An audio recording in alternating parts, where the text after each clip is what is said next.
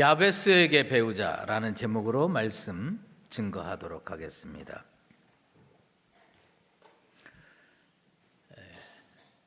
성지 순례를 가면 예루살렘을 꼭 들리지요. 예루살렘을 들리면 그 다음에 들리는 데가 바로 있습니다. 베들레헴입니다. 그 예루살렘하고 베들레헴은 어느 정도 떨어져 있느냐?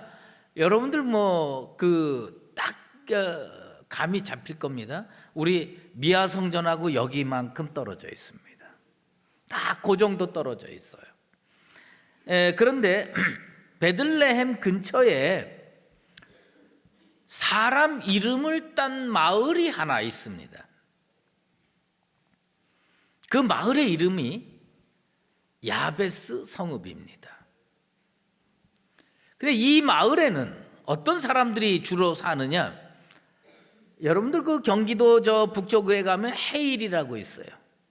그 해일에 가면 그 예술하는 분들이 많이 산답니다.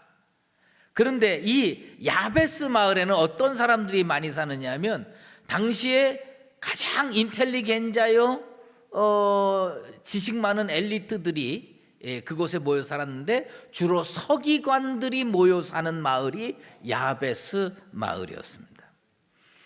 우리나라에서도 사람 이름을 딴 그 거리가 많이 있죠. 세종로, 율곡로, 수원에 가면 수원 영통구에 가면 축구 선수 이름을 딴 거리가 있답니다. 박지성로. 박지성 축구 선수를 기념하기 위해서 그 도로가 박지성로입니다. 자문 옆에 이렇게 올라가다 보면요, 자문 왼쪽에 문학관이 하나 있어요. 그 문학관이 윤동주 문학관입니다.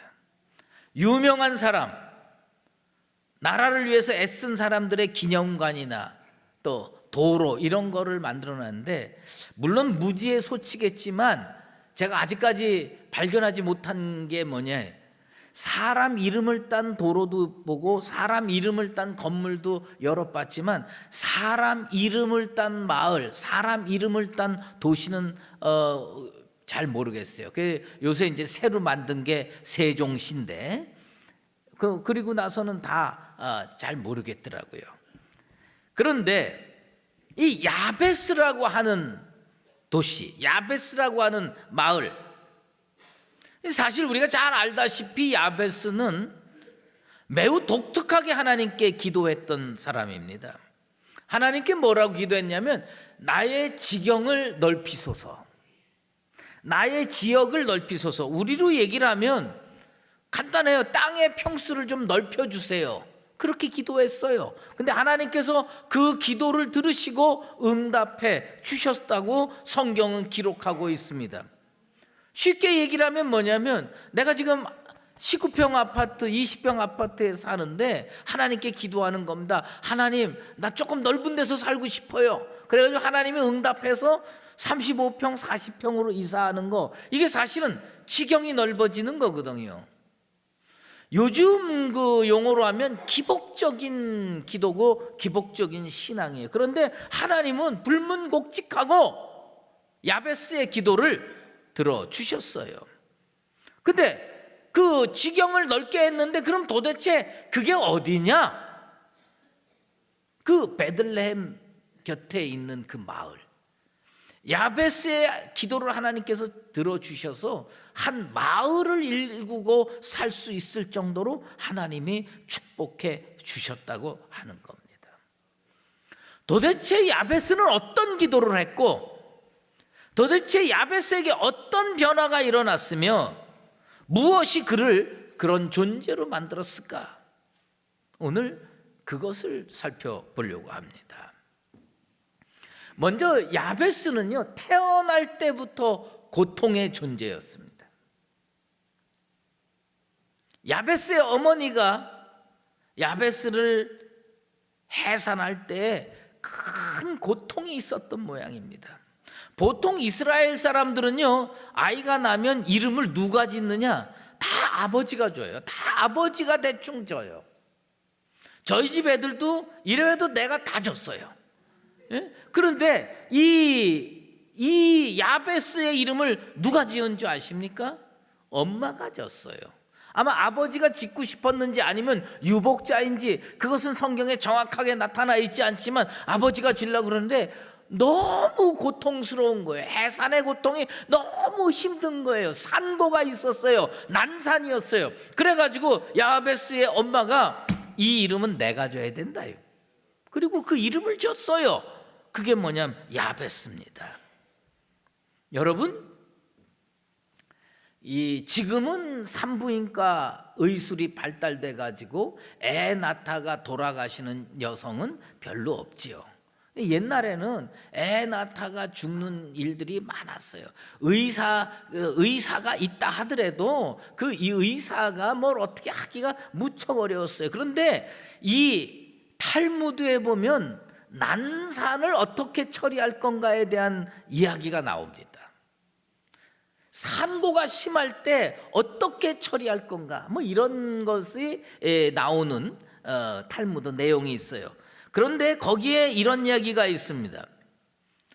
어떤 의사가 그 산모가 아기를 해산하는데 너무 고통스러워 가지고 아버지를 부릅니다. 아버지를 불러서 질문합니다. 이거 잘못하다가 누군가 하나는 죽습니다. 난산입니다. 누굴 살릴까요? 의사가 아버지에게 물어요. 근데 사실 그 얘기는 누굴 살릴까요? 라는 질문이지만 거꾸로 얘기하면 누굴 죽일까요? 그 얘기입니다. 남편이 가만히 생각하니까 아내도 중요하고 새로 태어나는 아기도 중요하니까 어떻게 하질 못해가지고 고생하고 있는 부인한테 가서 여보 당신이 정해. 부인한테 미루는 겁니다. 자기가 하기가 어려우니까 부인한테 미루는 거예요. 그랬더니 대부분의 어머니들이 아마 그렇게 얘기했을 가능성이 있죠. 나를 죽이고 애를 살리십시오. 그런데 그때 어디서 들었는지 랍비 하나가 그 병원으로 뛰어들어오는 겁니다. 뛰어들어와 가지고 산모를 죽이고 아이를 살리는 게 맞습니다.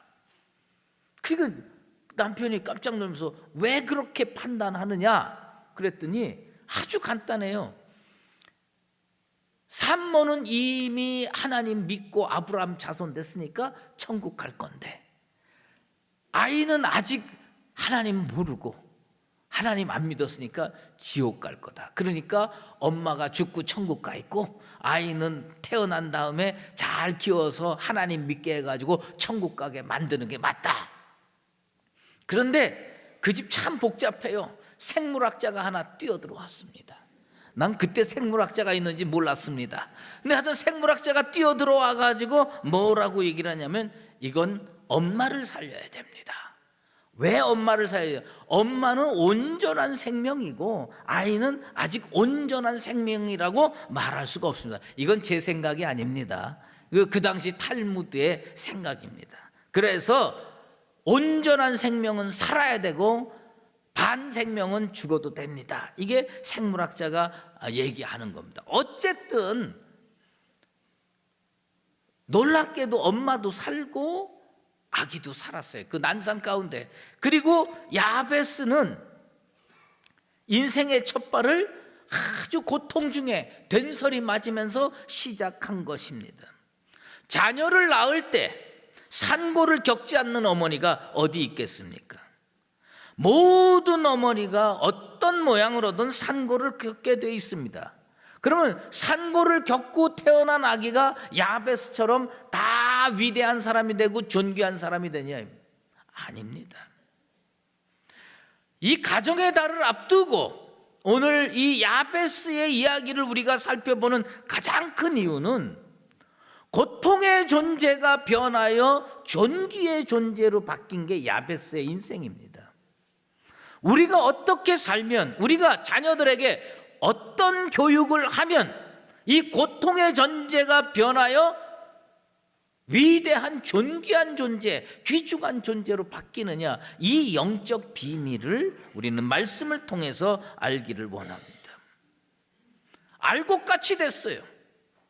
사실은 야베스가 모세처럼 유명하고 요셉처럼 대단한 존재는 아니지만 어쨌든 그는 평생 고통 중에 있었는데 존귀한 존재로 바뀌었어요. 그 비결이 성경에 분명하게 나와 있습니다. 성경은 우리가 쫓아가기 어렵게 설명해 놓지 않습니다. 아주 단순하게 설명해요. 그게 뭐냐? 야베스가 존귀하게 된 비결은 한 가지로 기촉된다. 한 가지가 뭐냐? 바로 기도라고 하는 겁니다. 야베스는요, 기도의 사람입니다. 가정의 달을 앞두고 우리 강북제일교회 성도들 가정에서 자녀들에게 아파트를 못 물려줘도 되고요, 좋은 세상 교육을 못 시켜도 그럴 수 있다고 봅니다만 이것 하나는 가르쳐 줘야 되는데 그것이 뭐냐? 기도 교육입니다.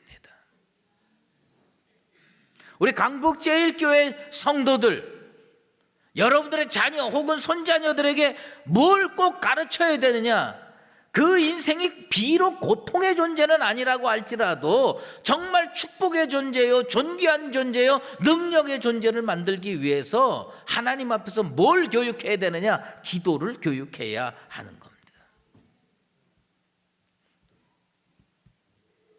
야베스는 어떤 기도를 했느냐? 하나님께 아뢰어라고 하는 단어를 쓰는데 이 아뢰어가 무슨 뜻이냐? 와이크라라고 하는 단어를 썼는데 이건 뭐냐? 부르짖는 기도라는 겁니다. 성경에 보면요, 부르짖는 기도를 통해서 인생이 곤고를 이겨내고 고난을 이겨내고 고통을 이겨내고 슬픔을 이겨내고 축복과 은혜와 능력의 세계로 간 사람이 무수히 많습니다. 그 대표적인 사람이 누구냐? 다윗 왕이에요. 다윗 왕이 아직 이스라엘 전체 왕이 되기 전이었을 때 사울 왕한테 쫓겨났어요. 사울 왕이 죽이려고 3,000명 군사를 이끌고 맨날 추격을 했는데 몇 년 추격했느냐? 10년 추격했어요. 10년 동안 죽이려고 매일, 얼마나 피곤하고 힘든 인생입니까? 그런데 이 사울 왕이 쫓아오는데 도망가다가 어디로 도망갔느냐? 다윗 왕이 블레셋으로 도망갔어요. 블레셋의 가드라고 하는 조그마한 국가로 도망갔어요. 거기에 왕이 아기스인데 아기스 왕 앞에서 다윗을 보고 왕이 등용해가지고 귀중히 쓰려고 그러니까 옆에서 저 사람 쓰면 안 됩니다. 왜? 이 사람이 골리앗을 죽인 사람입니다. 아기스 왕이 다윗을 죽이려고 했어요. 인생의 절체절명의 위기에 봉착하게 됐어요. 그때 다윗이요, 어떻게 그 위기를 벗어났냐면 여러분도 잘 알다시피 미친 척 했습니다. 침을 질질 흘리면서 미친 척 했어요. 그래가지고 저런 사람을 뭘 그렇게 신경 쓰고 걱정하느냐고 놓아줬어요.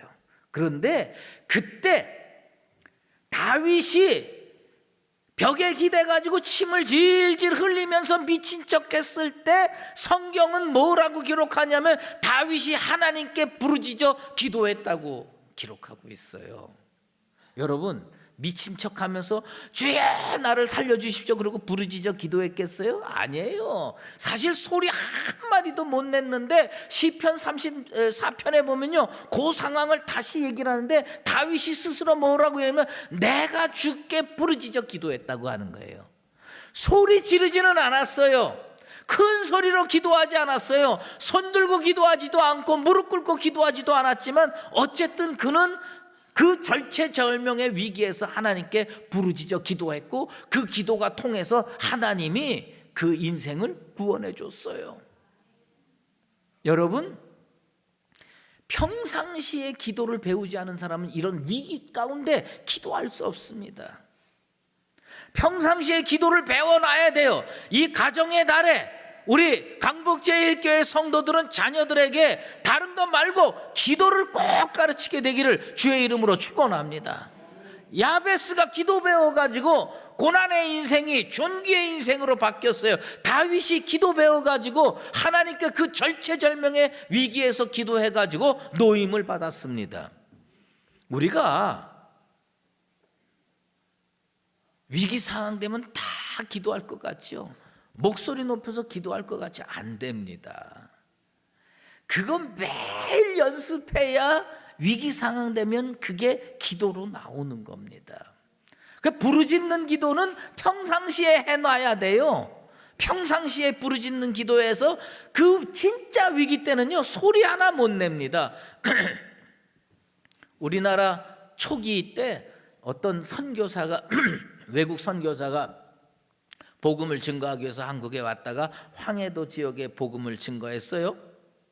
황해도 지역에 복음을 증거할 때에 무슨 일이 일어났냐, 이거 옛날에는 길이 발달되지 않고 교통이 발달되지 않아가지고 그저 해 지면 빨리 어디 여관이나 여인숙에 들어가서 밤을 지새워야 되는데, 그 당시에 9월산에 유명한 동물이 있었어요. 뭐냐면 호랑이가 아직도 설치고 다닐 때입니다. 진짜 호랑이 담배 피던 시절 얘기죠. 근데 이 호랑이가 그렇게 설치고 다닐 때 어떤 선교사가 9월산 지역을 복음을 증거하다가 해가 똥 넘어갔는데 어떻게 되냐, 여관을 못 찾은 겁니다. 그래서 바삐 움직이면서 막 가다가 저기 딱 보니까 호랑이가 있어. 왜? 밤에도 눈이 반짝반짝 빛나잖아요. 그래서 어떻게 해요? 선교사가 하나님께 그 위기 상황에서 기도했는데 부르짖어 기도한 줄 아십니까? 나중에 그 선교사가 기록을 했는데 뭐라고 기록했느냐, 자기는 2글자 기도했대. 2글자 기도했대. 무슨 글자? 하호. 하나님, 호랑이 나타났습니다. 날 좀 구해주세요. 그런데 이게 다 줄고 딱 2글자야. 하나님도 제대로 못 부르짖어. 호랑이. 하나님이 그거 알고 다 해서 그 선교사가 살아났다는 아름다운 이야기가 있어요. 여러분, 이게 참 중요한 겁니다. 평상시에 부르짖어 기도해 놔야 위기 때 하호 한마디만 해도 하나님이 구해 주실 줄로 믿습니다. 왜 부르짖는 기도가 능력이 있는지 아십니까? 부르짖는 기도는요, 부르짖는다는 것의 의미가 뭐냐, 하나님을 붙잡는데 필사적으로 붙잡는 겁니다. 하나님을 꽉 붙잡는 거예요. 하나님 어디 못 가게 꽉 붙잡는 거예요. 모세가 이스라엘 백성을 이끌고 출애굽을 했습니다. 바로의 손아귀에서 나가고 홍해 바다를 건넜습니다. 그리고 어디 갔냐면 시내산을 갔어요. 시내산에 가서 십계명을 받아들고 하나님께서 이제 40년 광야 생활하라고 합니다. 그때 하나님께서 이제 광야로 떠나라고 할 때 모세가 하나님 앞에 기도합니다. 무슨 기도한 줄 아십니까? 요즘 용어로 얘기를 하면 하나님과 모세가 빅딜을 합니다. 뭐라고 빅딜하냐, 하나님은 모세 보러 이스라엘 백성 끌고 광야로 들어가라고 명령하세요. 근데 모세는요 하나님한테 뭔가를 얻어내야 되겠거든. 그래서 하나님께 부르짖어 기도했습니다. 성경이 분명히 모세가 부르짖어 기도했다고 되어 있습니다. 그런데 그 부르짖음의 내용이 뭔지 아십니까? 모세가 이렇게 기도했어요. 하나님, 친히 가지 아니하시려거든 우리를 이곳에서 올려보내지 마시옵소서. 무슨 얘기냐? 하나님, 우리와 함께 안 갈 거면 우리 안 갑니다. 하나님, 우리와 함께 가면 우리 갑니다. 하나님이 나와 함께 가면 나도 가고, 하나님이 나와 함께 안 가고 나만 보내면 나 안 갑니다. 하나님 앞에 배짱 부리면서 기도하면서 딜을 했어요. 하나님께서 뭐라고 대답한 줄 아십니까? 하나님께서 이렇게 대답했습니다. 내가 친히 가리라. 내가 친히 가리라. 기도가, 부르짖는 기도가 왜 능력이 있느냐? 모세가 부르짖어 기도하니까 하나님 입에서 무슨 언약의 말씀이 나오느냐? 내가 친히 가리라. 여러분이 기도해가지고 내 자녀가 유학 가는데, 내 아들이 군대 가는데, 내 딸이 시집 가는데 어떻게 하면 좋습니까? 그럴 때 하나님께서 내가 친히 가리라. 하나님이 동행하는 인생 되기를 바랍니다. 야베스는 자기가 인생 중에 고통 중에 있을 때 그냥 기도한 것이 아니라 부르짖는 기도를 해가지고 고통의 존재가 변해서 존귀의 존재가 되었습니다. 선방왕 오나시스라고 하는 사람이 정말 하나님의 은혜로 막 기회가 자기에게 찾아올 때 뭐라고 고백을 했느냐, 이렇게 고백을 했어요. 기회가 와이키키 해변의 파도처럼 계속해서 나를 향해 몰려오고 있었다. 나는 이 고백을 들으면서 야, 이 사람 진짜 하나님 앞에 복 많이 받았구나. 기회가요, 와이키키 해변의 파도처럼 자기를 향해 몰려온다는 겁니다. 와이키키 해변의 파도가 어떤 건지 가봤어야 알지. 그러나 중요한 건 뭐냐면 그 파도가 계속 밀려오는 것처럼 기회가 내게 다가오고 은혜가 내게 다가오고 축복이 내게 다가오는 인생들 되시기를 바랍니다. 난산의 존재였어요. 고통의 존재였어요. 그런데 하나님께서 야베스의 부르짖는 기도에 무엇을 해주셨느냐? 개입을 해주신 겁니다. 부르짖는 기도가 능력 있는 것은 딱 한 가지예요. 우리가 부르짖을 때 하나님이 개입하십니다. 요셉이 감옥 속에서 하나님께 기도했을 때 그는 감옥 속에서도 형통하고 총리 대신이 됐습니다. 다윗이 기도할 때 하나님이 개입하셔서 이스라엘의 진정한 왕으로 만들어 주셨습니다. 여러분이 기도하고 여러분의 자녀가 기도할 때 어려운 인생살이 가운데서도 하나님이 날마다 이른 비와 늦은 비를 주시고 낮에는 구름 기둥과 밤에는 불 기둥으로 인도하는 복된 인생 되기를 주의 이름으로 축원합니다. 야베스의 기도 제목은요 3가지였어요. 내게 복을 주소서, 나의 지경을 넓히소서, 나로 환난을 벗어나 근심이 없게 하소서. 3가지였어요. 요즘에 그 똑똑한 신학자들이 이거 분석하면 이렇게 얘기할 겁니다. 자기중심적인 기도고 기복적인 기도다. 그 속에는 하나님에 대한 영광도 빠졌고 십자가도 빠졌고 사명에 대한 인식도 빠졌고 이웃에 대한 배려도 빠졌다. 이건 참된 기도라고 할 수 없다. 이렇게 비판할지 모릅니다. 그런데 이런 기복적인 기도요, 신학이 빠지고 정말 이건 정말 자기 중심적인 기도라고밖에 얘기할 수 없는 이 기도를 하나님께서 들어주신 겁니다. 왜 들어주셨다고 생각합니까? 그 기도는요 솔직한 기도. 기도는 어떻게 해야 되는지 아세요? 청산유수같이 잘 아주 미사여구 지어서 그런 거 하나님 좋아하지 않아요. 어떤 기도를 좋아하느냐? 내 속에서 진솔하게 우러나오는 기도를 우리 하나님 좋아하시는 줄로 믿습니다. 여러분 자녀에게 어떤 기도를 가르쳐 주느냐? 가정 예배 드리면서 아버지가 영적 권세를 가지고 있는 말 없는 말 좋은 말 다 꺼내서 하는데 애들이 듣고서 감동이 안 돼. 그 기도 죽은 기도요. 어떤 기도를 해야 되느냐?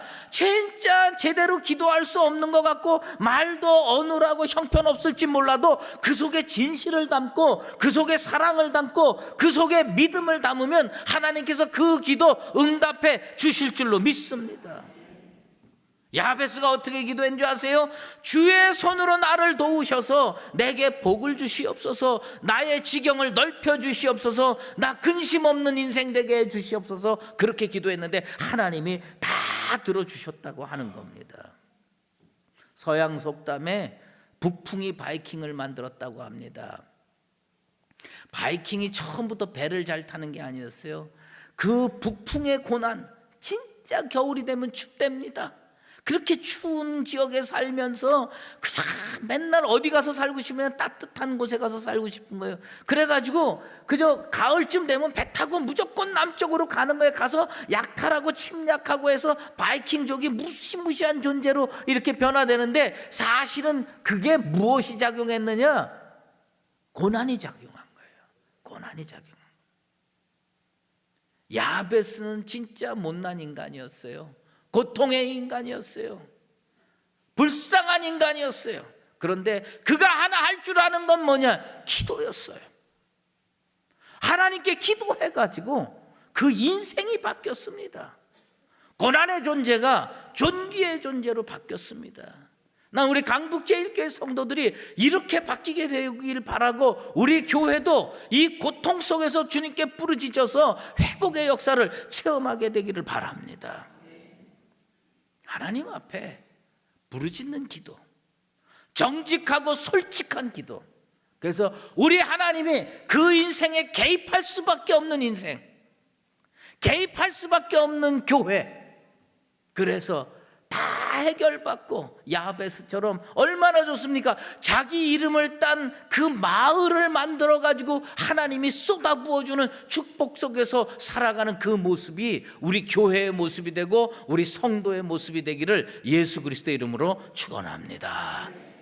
이제는 우리 주 예수 그리스도의 은혜와 하나님 아버지의 극진하신 사랑하심과 성령의 인도하시고 교통하심이 비록 야베스처럼 고통의 인생길을 걸어가지만 주님께 부르짖어 하나님이 내 인생에 개입하여 존귀한 인생으로 변하여 살기를 원하는 사랑하는 강북제일교회 모든 믿음의 권속들과 주의 몸된 교회 위에 이제로 영원히 함께 계시었기를 간절히 축원하옵나이다.